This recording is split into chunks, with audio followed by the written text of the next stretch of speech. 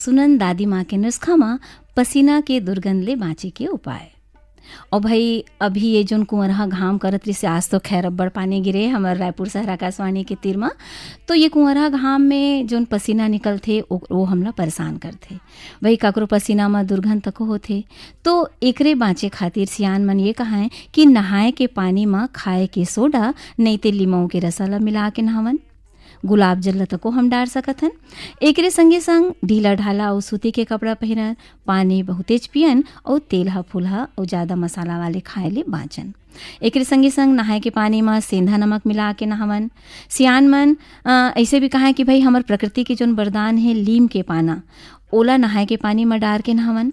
और सबले बड़े बात हमर सियान मन यहू कहा बहनी हो कि ज़्यादा बेकार के फालतू के बात ला एती वेती के बात ला झन सोचन माने फिकिर झन करन।